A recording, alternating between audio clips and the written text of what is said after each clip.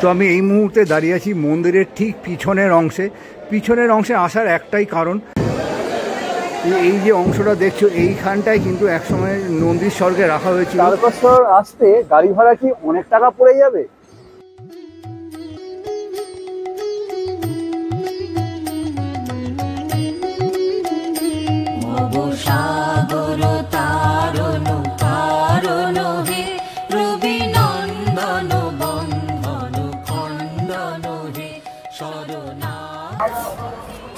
Good morning আর নমস্কার দর্শক বন্ধুরা, কেমন আছো তোমরা সবাই? আশা করছি সবাই খুব ভালো আছো, সুস্থ আছো। তোমাদের সঙ্গে দেখা করতে একটা নতুন ব্লগে আমি চলে এলাম। তোমাদের সকলকে নতুন একটা ব্লগে জানাই অনেক অনেক স্বাগত। আজকে এই ভিডিওতে তোমাদের সঙ্গে শেয়ার করব তারকেশ্বর যাত্রা। আজকে আমার ডেস্টিনেশন হচ্ছে তারকেশ্বর মন্দির। তো সামনেই রয়েছে শিবরাত্রি। তো শিবরাত্রি উপলক্ষে তারকেশ্বর মন্দির কেমন কীভাবে সেজে উঠেছে সমস্ত তথ্য থাকবে কিন্তু আজকের এই ভিডিওতে। আমি এই মুহূর্তে দাঁড়িয়ে আছি হাওড়া স্টেশনে খুব কাছে, পেছনে দেখতে পাচ্ছ রয়েছে হাওড়া ব্রিজ। আমি এখান থেকে কোন ট্রেন ধরবো, কত টাকা ভাড়া, সমস্তটাই তোমাদের সঙ্গে এই ভিডিওতে শেয়ার করবো। তাই আমি রিকোয়েস্ট করবো ভিডিওটা তোমরা স্কিপ না করে পুরোটা দেখতে থাকো। আমার চ্যানেলে যে নতুন চ্যানেলকে সাবস্ক্রাইব করে বেল আইকনটি বাজিয়ে দিও, ফলে আমি আমার নতুন ভিডিও দেবো তোমার মোবাইলে চলে যাবে সবার আগে। ভিডিওটি যদি ভালো লাগে একটা লাইক করে দিও, প্রচুর শেয়ার করে দিও। তোমরা যারা আমাকে এখনও চেও না তাদের জন্য বলি, আমার নাম শুভ্র, আমার চ্যানেলের নাম স্কাই ইজ দ্য লিমিট, আমার চ্যানেলের হ্যান্ডেলের নাম @ দিয়ে লিখবে বংপুজো ব্লগ, তাহলে পৌঁছে যাবে আমার এই চ্যানেলে। তাহলে চলো তারকেশ্বরের মন্দিরের উদ্দেশ্যে যাত্রা করা যায়। তো এই হচ্ছে বন্ধুরা হাওড়া ব্রিজ, এখান থেকে আমি ট্রেন ধরবো, ট্রেন ধরে যাব আমি তারকেশ্বর। তো চলো আমার সঙ্গে ভিডিওটা তোমরা স্কিপ না করে দেখতে থাকো। তো দর্শক বন্ধুরা, এই হচ্ছে হাওড়া স্টেশন। এই মুহূর্তে দাঁড়িয়ে আছি হাওড়া স্টেশনের কাছে। এখান থেকে আমরা ট্রেন ধরবো, কোন ট্রেন ধরবো, কতক্ষণের সেই ট্রেন পৌঁছাবে, সমস্যাটাই তোমাদের সঙ্গে শেয়ার করবো। তো আমার সঙ্গে তোমরা ভিডিওটা স্কিপ না করে দেখতে থাকো। তো এই হচ্ছে টিকিট কাউন্টার, এখান থেকে আমি টিকিট কাটবো। টিকিটের ভাড়া কত নিচ্ছে তো সেটাও আমি তোমাদের সঙ্গে এই ভিডিওতে শেয়ার করব। তাই আমি রিকোয়েস্ট করবো ভিডিওটা তোমরা স্কিপ না করে দেখতে থাকো। তো আমি তারকেশ্বর যাওয়ার টিকিটটা কিন্তু কেটে নিয়েছি। হাওড়া থেকে তারকেশ্বরের ভাড়া পড়লো জনপ্রতি 15 টাকা, অর্থাৎ আপ ডাউনের ভাড়া হচ্ছে 30 টাকা। চলো এগিয়ে যাওয়া যাক। তো তোমরা দেখতে পাচ্ছ এখানে বোর্ডে কিন্তু গাড়ি দিয়ে দিয়েছে 9টা 5-এ 5 নম্বরে রয়েছে হাওড়া তারকেশ্বর লোকাল। এই যে হাওড়া তারকেশ্বর লোকাল, এইটা ধরে আমরা যাব তারকেশ্বর। তো চলো আমার সঙ্গে তোমরা ভিডিওটা স্কিপ না করে দেখতে থাকো। তো এই মুহূর্তে আমি চলে এসেছি 5 নম্বর প্ল্যাটফর্মে। আমার সামনে রয়েছে 5 নম্বর প্ল্যাটফর্ম। বাঁ দিকে যে প্ল্যাটফর্মটা সেটা হচ্ছে 5 নম্বর। 5 নম্বর প্ল্যাটফর্মে কিন্তু দিয়ে নিয়েছে হাওড়া তারকেশ্বর লোকাল, যেটা ছাড়বে 9টা 5-এ। গাড়ি এখনও দেয়নি, যথারীতি গাড়ি কিন্তু লেট। তো চলো ভিডিওটা তোমরা স্কিপ না করে দেখতে থাকো। তো তোমরা দেখতে পাচ্ছ যে ট্রেনটা কিন্তু চলে এসেছে। দেখো ট্রেনের নামটাও চেঞ্জ করা হয়ে গেছে, তারকেশ্বর লোকাল। এই যে এই ট্রেনটা যাবো তারকেশ্বরে, ট্রেনে উঠবো, উঠে যাবো তোমাদের সঙ্গে স্টেশনটা শেয়ার করবো। হাওড়া থেকে ট্রেনটা কিন্তু ছেড়ে দিল, এখন আমরা চলেছি তারকেশ্বরের অভিমুখে। তো চলো ভিডিওটা তোমরা স্কিপ না করে দেখতে থাকো। চলে এলো পরবর্তী স্টেশন লিলুয়া। হাওড়া থেকে ট্রেন ছেড়ে চলে এসছে এখন লিলুয়া স্টেশন। এই হচ্ছে লিলুয়া স্টেশন। তো চলো আমার সঙ্গে ভিডিওটা তোমরা স্কিপ না করে দেখতে থাকো। হাওড়া থেকে 55 কিলোমিটার পথ অতিক্রম করে আমরা শেষ তথা অন্তিম স্টেশনে এসে পৌঁছালাম তারকেশ্বর। তো এই মুহূর্তে ট্রেন পৌঁছে গেছে তারকেশ্বর স্টেশনে। তো এই হচ্ছে তারকেশ্বর স্টেশন। এইটা হলো আমাদের আজকে ডেস্টিনেশনের লাস্ট স্টেশন।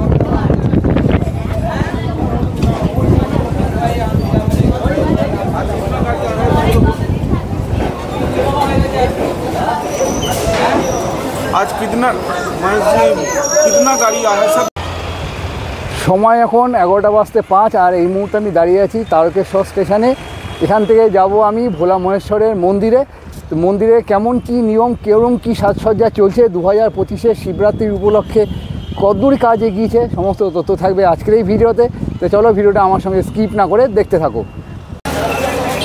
তো আমি চলে এসেছি এখন তারকেশ্বর স্টেশনের ঠিক বাইরে। এই হচ্ছে তারকেশ্বর স্টেশনের আউটসাইড। আর এই যে রিক্সাগুলো দেখছো, এই রিক্সাগুলো কিন্তু যাবে মন্দিরের দিকে।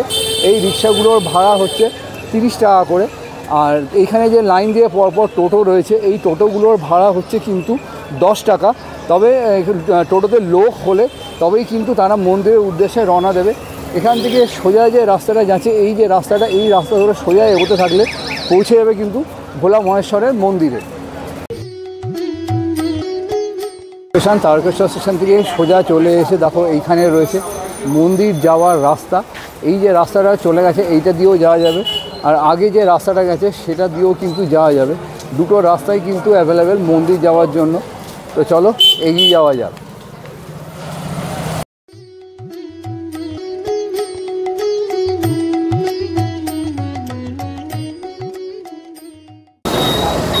তো এই হচ্ছে নেতাজি সুভাষচন্দ্র বসু তোরণ। নেতাজি সুভাষচন্দ্র বসু তোরণের ঠিক উপরের অংশে রয়েছে ভোলা মহেশ্বরের খুব সুন্দর একটা মূর্তি, যেটা কাঁচের ঘরের ভেতরে কিন্তু রয়েছে। আর ঠিক নিচেই যে অংশটা, এই যে রাস্তাটা, এই রাস্তা ধরে সোজা কিন্তু গেলে পৌঁছে যাবো মূল মন্দিরে। তো এই মুহূর্তে আমি চলে এসেছি নেতাজি সুভাষচন্দ্র বসু তোরণ। আমার ঠিক সামনেই রয়েছে এই যে তোরণ। এই তোরণটা দিয়ে সোজা চলে গেলে কিন্তু পৌঁছে যাব মেন যে মন্দির। আর মেইন এই তোরণের দুই পাশে ভোলা মহেশ্বরের কাঁধে রয়েছে সতী মাতা। যখন সতী মাতা দেহত্যাগ করেন, তাকে নিয়ে যখন বিশ্ব তোলপাড় করে দিয়েছিলেন ভোলা মহেশ্বর, সেই বিগ্রহ কিন্তু দুই পাশে শোভা পাচ্ছে। তো এই হচ্ছে তারকেশ্বরের রাজবাড়ি। এই যে রাজবাড়িটা দেখছো, এই রাজবাড়ি, এই রাস্তাটা গেছে, এই রাস্তা ধরে সোজা চলে গেলেই কিন্তু পৌঁছে যাব বাবার মন্দিরে। আর এই যে একটু এগিয়ে তোমাদের যদি দেখাই, ওই দিক হাতিশালার গেট। চলো এগিয়ে তোমাদের একবার গেটটা দেখিয়ে দিই। তো এই মুহূর্তে আমি দাঁড়িয়ে আছি রাজা রাও ভারামল তোরণের ঠিক সামনে। একটু আগে তোমাদের রাজবাড়িটা দেখিয়েছি। এই যে রাজবাড়ির যে গেট, কিন্তু এই সময় একটা সময় কিন্তু হাতি থাকতো, সেই জন্য এই গেটটাকে একসময় বলা হতো হাতিশালা গেট। এই গেটটা হাতিশালা গেট নামেও কিন্তু পরিচিত। এই আশেপাশে কোথাও হয়তো হাতি থাকতো ভেতরের দিকে, সেই জন্য এটা ভারামল তোরণের পাশাপাশি নাম ছিল কিন্তু হাতিশালার গেট। এই গেটে দিয়ে সোজা এগিয়ে গেলেই পৌঁছে যাবে কিন্তু বাবার মন্দিরে। তো দেখো এখানে একটা বোর্ড দেওয়া আছে, বোর্ডে লেখা আছে পার্কিং অফিস। পার্কিং অফিসে ফি জমা দিন, পার্কিং মাঠে গাড়ি দাঁড় করান। অর্থাৎ এই অফিসের পার্কিং ফিটা জমা দিয়ে এই রাস্তা ধরে যেটা তোমাদের দেখালাম সেইখানে কিন্তু গিয়ে তোমরা গাড়িটা রেখে দিও। তো এই হচ্ছে রাজারাও ভারামল তোরণ। রাজারাও ভারামল তোরণ দিয়ে প্রবেশ করেই এই যে দেখছো এই বাড়িটা, এই বাড়িটার হচ্ছে কিন্তু এখন গাড়ি পার্কিংয়ের অফিস। দেখো এখানে লেখা আছে তারকেশ্বর রেস্টেটের পরিবহন বিভিন্ন যানবাহনের নির্ধারিত পার্কিং রেট চার্জ। এখানে কিন্তু সমস্ত রেট চার্জ কিন্তু দেওয়া আছে। আমি তোমাদের সঙ্গে ভিডিওটা শেয়ার করছি, তোমরা চাইলে আমার ভিডিওটা পজ করে নিয়ে রেটটা কিন্তু দেখে নিয়ে তারপর গাড়ি নিয়ে আসতে পারো।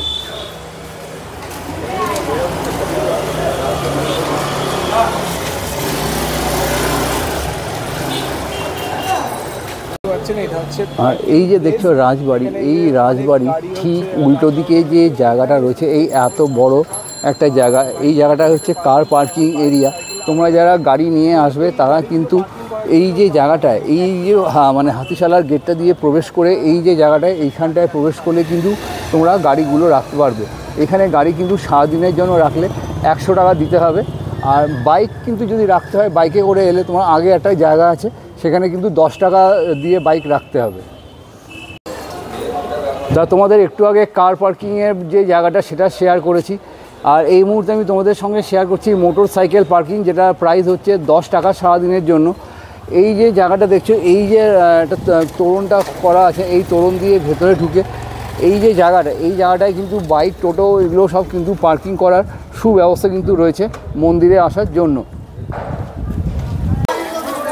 তো আমি এই মুহূর্তে চলে এসেছি তারকেশ্বরের দুধ পুকুরের ঠিক ঘাটের সামনে। এই ঘাটটা কিন্তু এটা অন্য একটা ঘাট। দেখো ঘাটের ওপরে ভোলা মহেশ্বরের একটা বেশ সুন্দর ছবি কিন্তু আঁকা রয়েছে। আর এই জায়গাটায় কিন্তু স্নান করা হয়, কিন্তু এইটা কিন্তু আসল যে ঘাট সেটা নয়। এই আসল ঘাটে যদি তোমাদেরকে যেতে হয়, এই যে রাস্তাটা সোজা চলে গেল, এই রাস্তা ধরে সোজা চলে গেলে কিন্তু দুধ পুকুরের ঘাটে পৌঁছে যাবে। এটা একটা রাস্তা, এই যে রাস্তাটা এলো এটা একটা রাস্তা, আর এইখান দিয়ে চলে গেল যে মেইন স্নানঘাট, সেটা তোমরা পৌঁছে যাবে। তো এখানে আমি একটা জিনিস যেটা দেখতে পাচ্ছি, এই যে বাচ্চারা দেখছো দড়ি বেঁধে, অনেকে যারা পূর্ণ লাভের আশায় জলের মধ্যে কিছু কয়েন ছুঁড়ে ফেলে, সেই কয়েনগুলো কালেকশন করার জন্যই বাচ্চারা তাদের নিজেদের খেলায় কিন্তু মেতে রয়েছে। তো দুধ পুকুরের সামনে এই যে জায়গাটায়, এই জায়গাটায় কিন্তু ছোটো ছোটো নানান রকম জিনিস কিন্তু পেয়ে যাবে। যেমন শিবলিঙ্গ আমি দেখতে পাচ্ছি,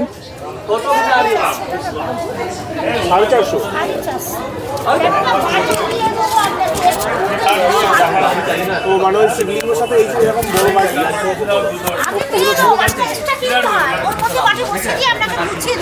আচ্ছা ওটা 450 টাকা हम मौसा जी को ला देंगे वहाँ का फाटा से बड़ा वाला गाड़ी लेगा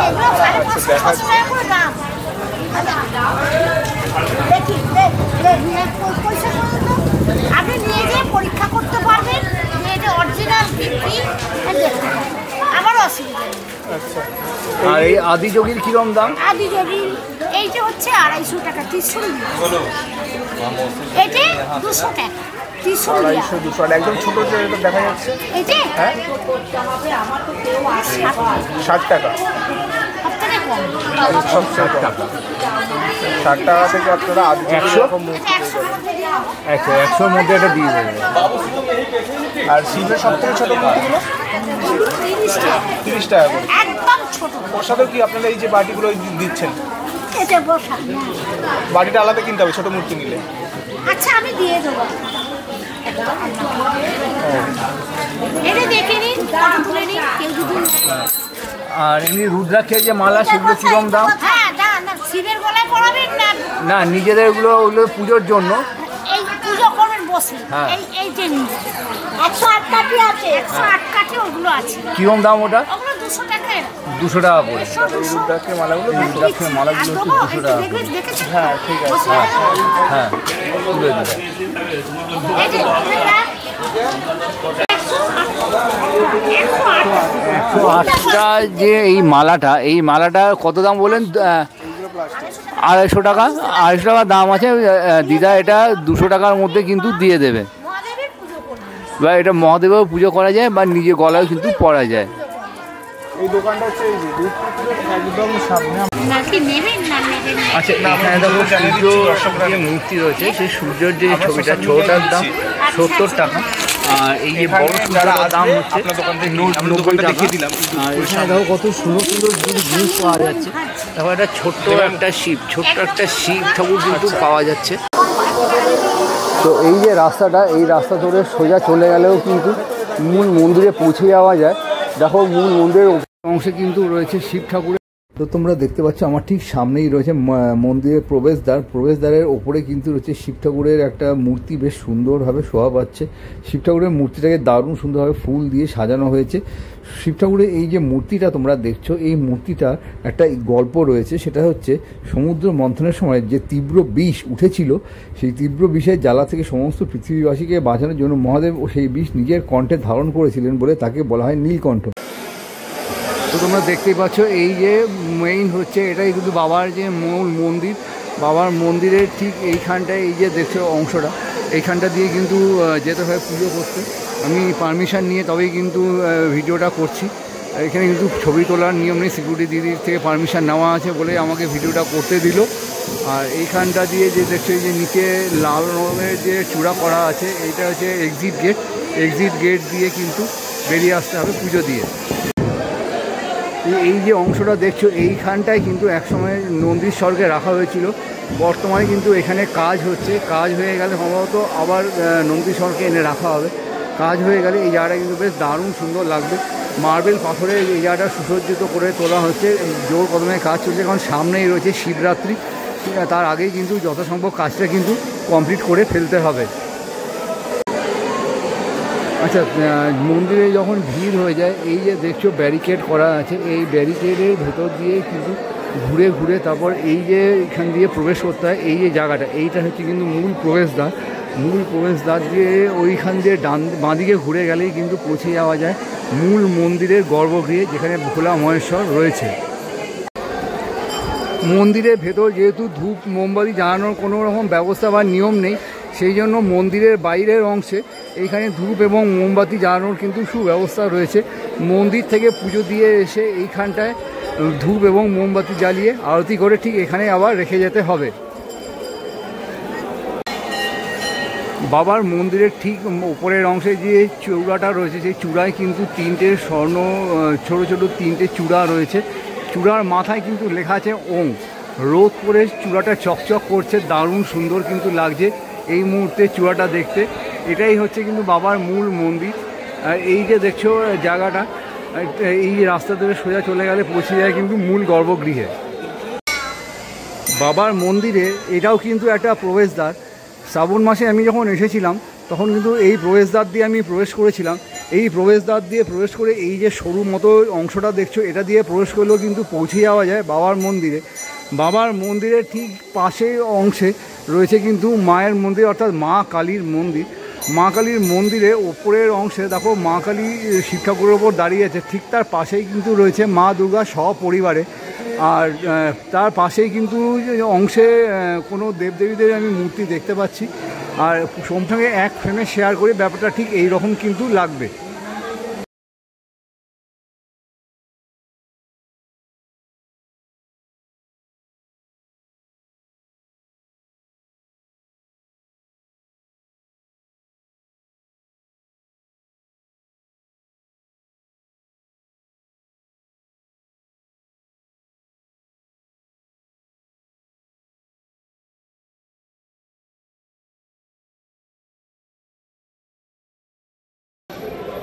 তো আমি এই মুহূর্তে দাঁড়িয়ে আছি মন্দিরের ঠিক পিছনের অংশে। পিছনের অংশে আসার একটাই কারণ, এইখানে যেটা আমি দেখতে পাচ্ছি এই যে এই অংশে অনেক কিন্তু ঢিল বা কিছু বেঁধে চলে গেছে, কারণ এগুলোতে ঢিল বাঁধলে নাকি মনস্কামনা পুরো হয়।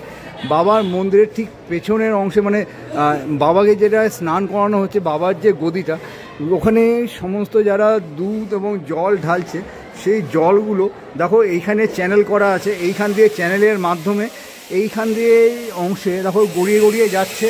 এই যে চ্যানেল করা যে অংশটা, এইটা সোজা চলে যাচ্ছে কিন্তু ওই যে দুধ পুকুর আছে, ওই দুধ পুকুরে চলে যাচ্ছে। সেই জন্য কিন্তু এর নাম দুধ পুকুর। এক সময় আমি যেটা শুনেছিলাম, এই যে সমস্ত দুধ ওখানে পড়ে কিন্তু পুরো পুকুর সাদা হয়ে যেত, সেই জন্য কিন্তু দুধ পুকুর নামে এই পুকুরটা পরিচিত।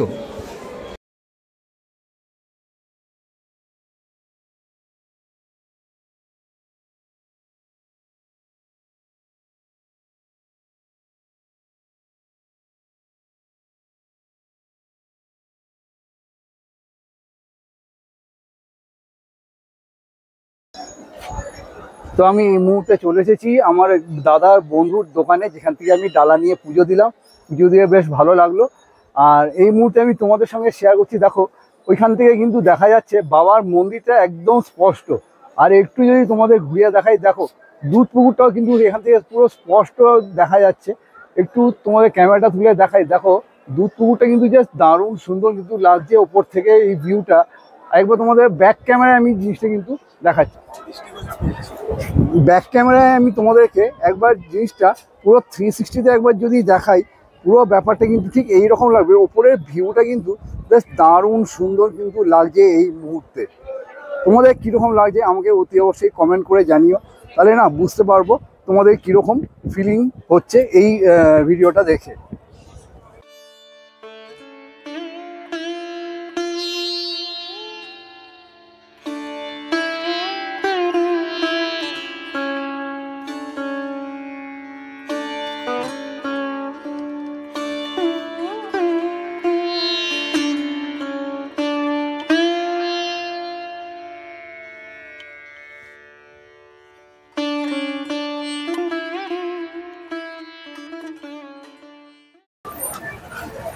তারকেশ্বরে দুপা এগোতে না এগোতেই এরকম তোমরা প্রচুর আচারের দোকান কিন্তু পাবে।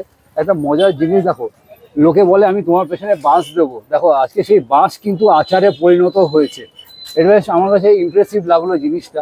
এছাড়াও বিভিন্ন জিনিস কিন্তু পাওয়া যায়, যেরকম দেখো কুলের আচার, চালতার আচার, এখানে রয়েছে আমের আচার, এটা হচ্ছে লঙ্কার আচার, এটা হচ্ছে শিমলা মির্চের আচার।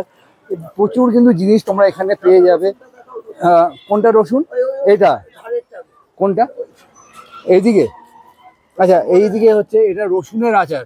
রসুন কিন্তু প্রত্যেকটা খাবারে মানে আমিষ খাবারে কিন্তু ম্যান্ডেটরি, যেমন মাছ হোক, মাংস হোক, ডিম, সেটা কিন্তু রসুন কিন্তু ব্যবহার হয়ে থাকে। এই রসুন দিয়েও কিন্তু আচার তৈরি করা হয়ে থাকে। তো এছাড়াও রসুন আচারের পাশাপাশি যেমন দেখতে পাচ্ছি এখানে রয়েছে জোয়ানের হজমি। একটু এখানে জুম করে দেখায়, দেখো রয়েছে জোয়ানের হজমি। এখানে রয়েছে আদার শুট, আদা শুকিয়ে জিনিসটা কিন্তু তৈরি করা হয়েছে। আচ্ছা, আচারগুলো কীরকম দাম? 100 গ্রাম 20 টাকা। আচ্ছা, 100 গ্রাম 20 টাকা হচ্ছে আচারের দাম। আর রসুনের দাম হচ্ছে 100 গ্রাম 45 টাকা। তো তোমরা যখন এখানে আসবে দাদার থেকে দাম দস্তুর করে জিনিসগুলো কিন্তু কিনে নিও। এই হচ্ছে আমের আচার। দেখো কত সুন্দর দুধ লাগছে, আমার তো হেভি লোভ লাগছে, মনে হচ্ছে এক্ষুনি তুলে খেয়ে নিই।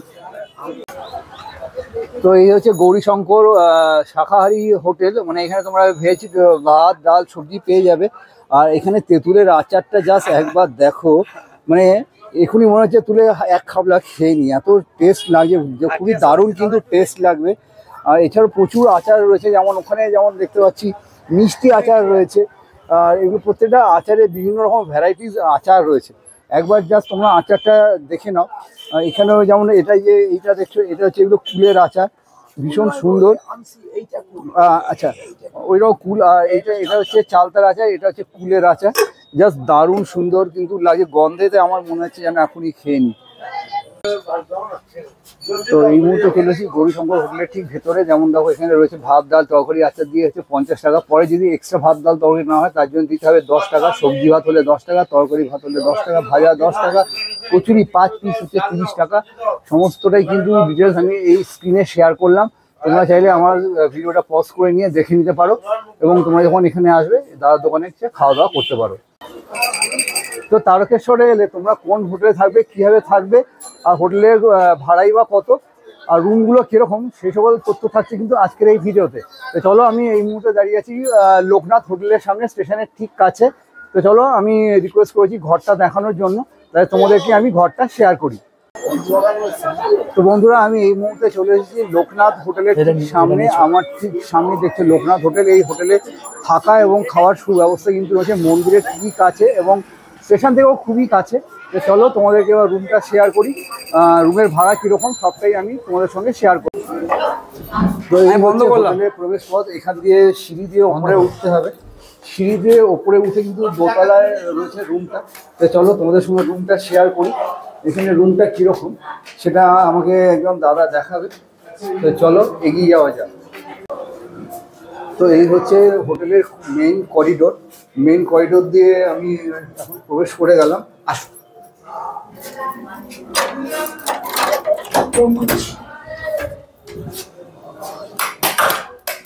আচ্ছা, তো আমি এই মুহূর্তে রুমের মধ্যে প্রবেশ করে গেছি। রুমের মধ্যে দেখো একটা দুপাশে খাট রয়েছে, অর্থাৎ এখানে 2জন থেকে 3জন শুয়ে পড়তে পারো। আর এখানে কিন্তু লোক বেশি হলে আরেকজনের এক্সট্রা বেড কিন্তু দেওয়া আছে। রুমটা বেশ সুন্দর কিন্তু লাগছে, দারুণ সুন্দরভাবে সাজিয়ে গুছিয়ে রাখা আছে। রুমের ভেতরে কিন্তু রয়েছে একটা টিভি, তোমরা চাইলে এখানে টাইম পাসও করে নিতে পারো, বেশ সুন্দর 3খানা আলো দিয়ে। আর এখানে রয়েছে একটা মিরার, আর এইখানে রয়েছে একটা বেসিন, আর বেসিনের ঠিক পাশে কিন্তু রয়েছে বাথরুম। আর বাথরুমে এখানে কোমোড রয়েছে, স্নান করার বেশ সুন্দর জায়গা রয়েছে। আর রুমের মধ্যে কিন্তু পাখা এসি দুটোই রয়েছে। তো চলো, রুমের রেন্ট কীরকম সেটা একবার তোমাদের সঙ্গে শেয়ার করব।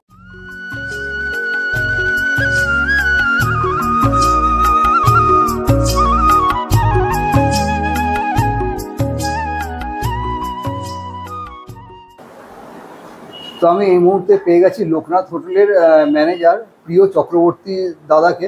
দাদা, কেমন আছেন? আমি খুব ভালো আছি, আপনারা সব? আচ্ছা, আমরা ভালো আছি।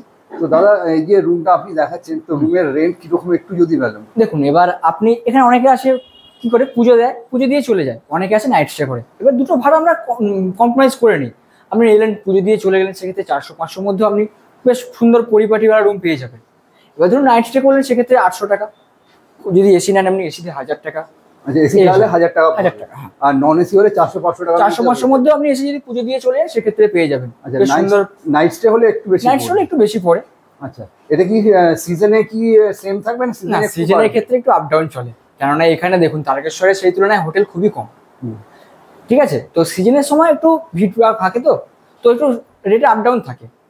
আচ্ছা, সামনে তো শ্রাবণ মাস আসতে চলেছে, ফাল্গুন চৈত্র চৈত্র মাসেও তো হবে, চৈত্র মাসে বাবার মাস। তো আবার আশা করি এখানে খুব ভিড় হবে। তো এই ওই সময় কি মানে প্রায় ধরুন ওই দামটা ফ্ল্যাকচুয়েট করে যাবে, সেই সময় কিরকম রেট হবে? সামথিং বাড়ে, আপনার 200-400 এরকম বাড়ে। 200-400 টাকা বাড়ে। আচ্ছা, রুম নিলে কি রুমের মধ্যে আপনারা খাবার প্রোভাইড করেন না খাবার আলাদা? অবশ্যই, আমাদের রুম সার্ভিস আছে। রুম সার্ভিস আছে, মানে আপনি চাইলে সমস্ত কিছু আপনি ফোন করে দিলেন, সমস্ত কিছু রুমের মধ্যে পৌঁছে যাবে আপনার। আচ্ছা, আপনার নাম্বারটা একবার বলুন। আমি হোটেলের নাম্বারটা আপনাকে দিয়ে দিচ্ছি, 9732658028। আরেকবার বলে দিচ্ছি, নোট করে নিন ভালো করে, 9732658028। আপনি এই নাম্বারে ফোন করলেই পেয়ে যাবেন। আমাদের গুগলেও সমস্ত অ্যাড দেওয়া আছে, ওখানে ছবিও দেওয়া আছে সমস্ত রুমে। আপনি চাইলে ওখানে দেখে নিতে পারেন, ভিজিট করে সমস্ত ওখানে আপনার ডিটেলস পেয়ে যাবেন। এমনকি আপনি যদি এসে ফোনও করেন, আমরা যেয়ে রিসিভ করিয়ে নিই। আচ্ছা দাদা, অনেক অনেক ধন্যবাদ, ইনফরমেশন পেলাম। আচ্ছা, আরেকটা রুম কি একটু দেখানো যায়? অবশ্যই। আচ্ছা চলুন তাহলে আরেকটা রুম আমরা অবশ্যই চলুন, আমি দেখিয়ে দিচ্ছি। আচ্ছা, হোটেলে কিছু থাকতে গেলে তোমাদের কিছু নিয়ম কানুন কিন্তু অবশ্যই মানতে হবে। দেখো এখানে নোটিশ বোর্ডে কিন্তু সমস্ত নোটিশ দেওয়া আছে। তোমরা চাইলে আমার এই ভিডিওটা পজ করে নিয়ে নোটিশটা পড়ে নিতে পারো। তবে এর অন্যথা করলে কিন্তু তোমাদের এর জন্য কিন্তু মানে অনেক খেসারত দিতে হতে পারে। তোমরা একবার আমার ভিডিওটা পজ করে নিয়ে এই লেখাটা পড়ে নাও। মন্দিরের কাছাকাছি। আচ্ছা, আমি চলে এলাম আরেকটা রুমে। এই রুমটায় কিন্তু এসি নেই, তবে এখানে একটা বিছানা রয়েছে ডবল বেড, আর এখানেও একটা ডবল বেডের বিছানা রয়েছে। ওই বিছানার তোমরা যারা যখন লোকজন বেশি হবে তখন কিন্তু তোমরা এইখানে এই রুমটাকে নিতে পারো। এবার একটু দাদার থেকে জেনে নেবো এই রুমের কী রেন্ট রয়েছে। এই রুমটাও কিন্তু দারুণ সুন্দরভাবে সাজিয়ে তোলা হয়েছে। যেহেতু রুমটা এতটাই বড়, ওই জন্য এসির খুব একটা দরকারও পড়বে না আশা করি। দুপাশে দুটো কিন্তু ফ্যান লাগানো রয়েছে, এই পাশে এবং এই পাশে দুটো ফ্যান রয়েছে, যাতে কোনো কষ্ট না হয়। আর এদিকে জানলা রয়েছে, জানলাটা বেশ সুন্দর একটা পর্দা দেওয়া আছে। ঘরের ডেকোরেশন ইন্টিরিয়ার কিন্তু খুবই সুন্দর। ওপরে ফলস সিলিং রয়েছে, ফলস সিলিংয়ে আবার স্পট লাইটগুলো দিয়ে বেশ সুন্দর করে সাজিয়ে তোলা হয়েছে। আর এইখানে যে টিভির অংশটায় শেলফগুলো যেখানে রাখা আছে সেগুলোতে কিন্তু এত সুন্দর স্পটলাইট দিয়ে সাজানো, আমি এই রুমটা না এলে কিন্তু বুঝতেও পারতাম না। এবার একটু দাদার থেকে জেনে নেবো এই রুমের কেমন কি প্রাইস রয়েছে। প্রাইস বলতে প্রায় একই রকম কাছাকাছি। এবার 19-20 থাকে না কিছু, যেহেতু ডবল বেড করা হয়েছে ওই জন্য সামথিং 200 টাকা মতন বাড়ানো হয়েছে এটাতে। আচ্ছা, মানে এটা কিন্তু চাইলে আপনি 6-7 জন আরামসে থাকতে পারবেন। ধরুন বড় ফ্যামিলি নিয়ে এলেন তো সুন্দরভাবে থাকতে পারবেন, এটায় কোনো রকম কোনো অসুবিধা নেই। মানে যদি কিছু প্রয়োজন পড়ে এক্সট্রা বেডিং এর, সেটাও আমরা প্রোভাইড করে দিই। আচ্ছা, তো এখানে রুমটার প্রাইসটা কি হচ্ছে? প্রাইস ওই 1000 টাকা করা হয়েছে। প্রাইস হচ্ছে 1000 টাকা, মানে সিজনে তাহলে একটু 19-20 হবে। হ্যাঁ হ্যাঁ হ্যাঁ। আচ্ছা, এটা কিভাবে আসবে এখানটায়? এখানে আসার জন্য আপনি যদি ট্রেনে আসেন, তারকেশ্বর স্টেশনে নামলেন, 1 নম্বর প্ল্যাটফর্ম দিয়ে বলবেন মন্দিরের দিকে যাব, রাজবাড়ির কাছে।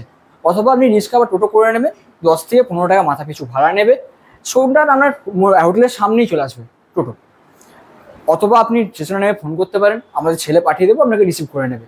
যদি আপনি গাড়িতে আসেন তাহলে আমাদের হোটেলের পাশেই রাজবাড়ি, সেখানে স্টেট পার্কিং আছে, ওখানে আপনি চলে আসবেন, তাহলেই পৌঁছে যাবেন এখানে। আচ্ছা, এবার আমি আপনাকে ইন্টারাপ্ট করছি। আমি তো দেখলাম গাড়ির জন্য ওরা পার্কিং চার্জ করছে সারাদিনের জন্য 100 টাকা। 100 ওরা এখানে যদি স্টে করতে হয় তাহলে আপনাদের হোটেলে মানে আমরা অতিথি, সেক্ষেত্রে বললে কি কিছু ডিসকাউন্ট হবে? না, অ্যাকচুয়ালি দেখুন ওটা স্টেটের তো, আর এখানে সেরকম কোনো বড় হোটেলও না বা বড় প্লেসও নেই, সবই কনজেস্টেড এরিয়া। সেই হিসাবে আমরাও নিজস্ব পার্কিংটা করে উঠতে পারিনি। যদি আপনি 2 হুইলার নিয়ে আসেন তাহলে কিন্তু আমরা রাখিয়ে দিই গাড়ি। 2 হুইলার তো 10 টাকা করে সারাদিন। ওটা আমরা রাখিয়ে দিই না, ওটা হচ্ছে সন্ধ্যাবেলা 8টার সময় বন্ধ হয়ে যায়। আচ্ছা, কিন্তু যদি নাইট স্টে করতে আপনি নিয়ে আসেন 2 হুইলার, সেটা আমরা রেখে দিই, ওটা নিয়ে কোনো প্রবলেম হয় না। কিন্তু 4 হুইলারের ক্ষেত্রে এখানে রাখার সেরকম প্যাসেজ নেই, যে কারণে ওখানে রাখতে হয়, ওরা কনসিডার করে না সম্ভবত। আচ্ছা ঠিক আছে, অনেক ইনফরমেশন পেলাম, ধন্যবাদ। আর আরেকটা কথা আপনাদের জানাই, যদি আপনারা এখানে আসেন পুজো দেওয়ার জন্য, তো আমাদের পুজো দেওয়ার ব্যবস্থাও আছে সুন্দরভাবে। আমাদের পুরোহিত মশাই আছেন, উনি আপনাকে সঙ্গে করে নিয়ে যেয়ে জল ঢালিয়ে বেশ সুস্থভাবে পুজো করিয়ে আবার রুমে পৌঁছে দেবে। প্রসাদের সব রকম ব্যবস্থাই আমাদের এখানে আছে। আর আপনি যদি এখানে নিচে বসে খেতে চান, নিচে রেস্টুরেন্ট ব্যবস্থা আছে, দাদারা আপনাকে সেটাও দেখিয়ে দেবে। নিচে আপনি থালি খেতে, আমরা সব নিরামিষ আইটেম থাকে, নিচে বসে আপনি সুন্দরভাবে খেতে পারবেন। যদি আপনি চান রুমেতেও আনিয়ে নিতে পারেন, সেটাও আমাদের রুম সার্ভিসের ব্যবস্থা রয়েছে। প্রাইস কীরকম আপনার নিচে থালির? আপনাকে মেনু কার্ড আমি শো করে দিচ্ছি। প্রাইসের একটু 19-20 রয়েছে, কেননা আপনার নানা রকম আইটেম থাকে, তো আপনি যেরকম আইটেম ভেরিয়েশন নেবেন সেরকম রেট পড়ে। থালি আপনি যদি মিল সিস্টেম থালি নেন, সেটা 100 টাকার মধ্যে পড়ছে। ভাত, মুগ ডাল, আলু ভাজা, ঘি, শুক্তো, এঁচড়ের সবজি, আচার, পাঁপড় ভাজা, চাটনি সব দিয়ে। এক একদিন এক একটা আইটেম? হ্যাঁ, না এক একদিন আমাদের রোজই ফিক্সড আইটেম থাকে। আরও অন্যান্য আইটেম থাকে, যেমন ধরুন ফুলকপি থাকে, এঁচড়ের সবজি থাকছে, পনিরের সবজি থাকছে, ধোকার ডালনা থাকছে, আলু পটলের সবজি থাকছে, আপনার অনেক সময় পায়েসও হয়, চাটনি, রাইস ফাইস, অনেক রকমই আইটেম থাকে আমাদের। এবার সিজন টাইমে বেশি আইটেম হয়, অফ সিজনে কম আইটেম হয়। আচ্ছা ঠিক আছে দাদা, অনেক অনেক ধন্যবাদ, অনেক ইনফরমেশন পেলাম রুমগুলো দেখানোর জন্য। আপনাকে অনেক অনেক ধন্যবাদ, ভালো থাকবেন। অবশ্যই।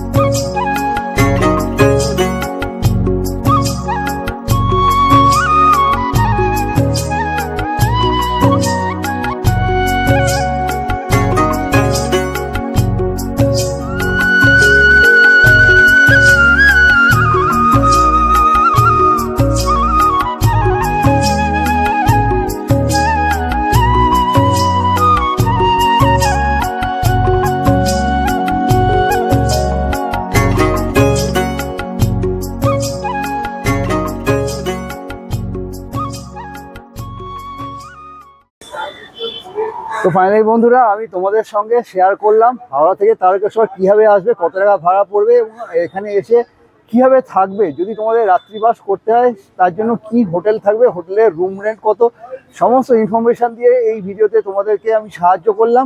তো আজকের ভিডিওটা এইটুকুই ছিল। কেমন লাগলো ভিডিওটা অতি অবশ্যই আমাকে কমেন্ট করে জানিও, ভালো লাগলে একটা লাইক করে দিও, প্রচুর শেয়ার করে দিও আর সাবস্ক্রাইব করে অতি অবশ্যই আমার সাথে থেকো। তো চলো পরবর্তী ব্লগে তোমাদের সঙ্গে আবার দেখা হচ্ছে, ততক্ষণের জন্য ভালো থেকো, সেফ থেকো, বাই।